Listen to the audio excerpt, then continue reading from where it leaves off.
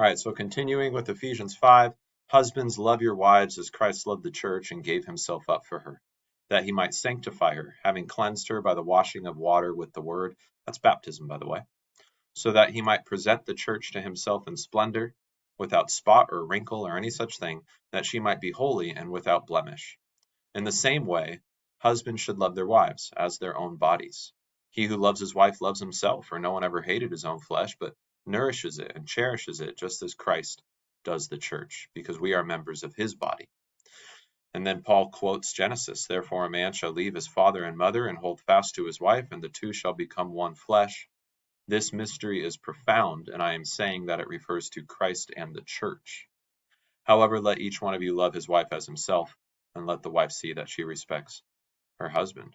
Right? So Paul, in his talking about the marriage relationship, says that it should model the relationship between Christ and his church. Just as Christ has become one with his church, he gives us his Holy Spirit. He literally dwells in and with us at all times. So husbands and wives become one with each other, right? Dwelling with each other, right? So there's this oneness in the marriage relationship, just as there's this oneness between Jesus and the church. Now, both are equal before God, right? God doesn't love his sons more than his daughters or daughters more than his sons. Both are equal image bearers of the Lord, made in his image. And that's why Paul in Galatians 3 says there's neither Jew nor Gentile, neither slave nor free. There is no male and female, for you are all one in Christ Jesus. So any difference in value, worth, dignity, that happens between human beings is not by God's design. That's by our sin. We treat each other less valuably and with less dignity than we ought to, but it is not to be that way in Christ's family. In Christ's family, we all stand together equal as sons and daughters of God. But that doesn't mean we relate to each other as if we're the same. We're not the same. Men and women are different. Parents and children are different. Husband and wife are different. So in the marital relationship, the man is to be the head of the home. This is supposed to be an office in which he takes responsibility as the God-given authority over his household. And anytime God gives authority to someone, like a king or a parent or a husband, that authority is given not so that they can serve themselves with it. It's given so that they can serve and be a blessing to those under their authority, right? So those in a congregation should be blessed by the authority of the pastor over that congregation. Children in a family should be blessed by the authority of the mom and dad over them. And a wife married to her husband should be blessed by her husband's authority over her that the Lord has given him to serve her, right? Not to manipulate or take advantage of or serve himself in any way. So in a marital relationship, the man is the head of the home, and this relationship should be one of mutual love and service. Jesus says that all authority on earth has been given to him, and yet he's the one amongst us who serves us. The Son of Man came not to be served, but to serve. Now, our place in relation to the rest of nature. God put Adam and Eve, God put the man and the woman, the human beings made in his image, as the crown of creation, like little king and little queen over their fellow creatures. God said, not only be fruitful and multiply and fill the earth, but he said, and subdue it and have dominion over the fish in the sea, the birds in the sky, and all the creatures that creep on the earth, right? So that dominion is that authority. We're not to use this authority again to serve self, so it shouldn't be exploitive, right? But it should be a blessing to the rest of creation. And we're placed in the garden, Adam and Eve were placed in the garden to work and care for it. So whatever garden we are placed in, whatever city you live in, whatever home you live in, wherever creation is around you, you should be a blessing of an authority over that creation, right? Especially where people have man-given authority too, like offices in government. And then that authority comes with it stewardship.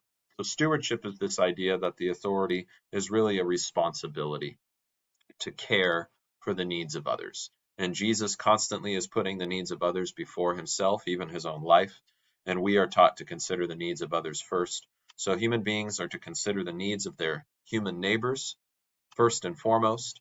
We're also to consider the needs of other earthly creatures too. And you kind of see this in good relationships between maybe a man and his dog, or a family and their family dog or cat or pet or whatever. Now, obviously, sin affects all of these relations within marriage, within families, within friendships, even our relationship with creation and other creatures. Sin has corrupted it where we do not treat one another like we ought to, but we look forward to a new heavens and new earth where, because we are all in right relationship with God who has made us new, made us Christ-like, then we will also be in right relationship with one another, fellow human beings, as one big great family. Think of Resurrection Day as a family reunion, some of whom you know and look forward to being reunited to, maybe a grandma or grandpa, and some of whom you've never even met, but they are your family, and we will dwell with them in peace and in love with Jesus forever. And also, a repairing of our right relationship between us and creation. Romans 8 says that creation is groaning, waiting for the sons of God to be revealed. And when we are on that last day, we will be in a right relationship with the earth again and with its creatures. Isaiah's prophecy says that the lion will lay down with the lamb and a little child will lead them, right? So we'll get to see creatures having no fear, no reason to fear one another because there's no sin, rather just living together with God in this new heavens and new earth. All right, so let's wrap it up. The things that I wanted to cover in our humanity chapter in this particular lesson were sexuality and gender. So the Lord has purposed sexuality for marriage, for oneness, for family. When we turn sexuality just into pleasure and self-service, this is bad and this is sin. And it hurts ourselves, it hurts others, and it dishonors God's good design for our bodies and for human sexuality. Gender, God creates male and female, and those are the only two, and that's good. So I'll be a man forever. You will either be a man or a woman forever, whatever God created you to be. And we harm ourselves and we harm others when we try to reject the engendered body that God has given to us. Regarding marriage, God has made man and wife to become one flesh. And you see this both biologically, that it takes exactly one man and one woman to make a child, and there's no other way to do it.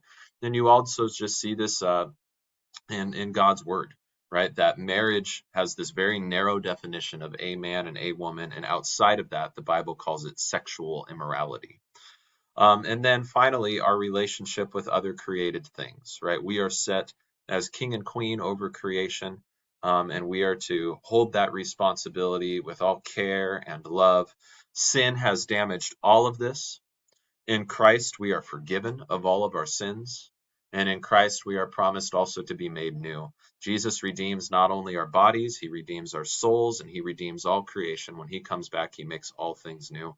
So wherever we have made a mess and the topic of sexuality or gender, our relationship with our neighbor, with our family, with a spouse, our relationship with fellow creatures on this world, where we have made a mess of it, Jesus has come to make things right.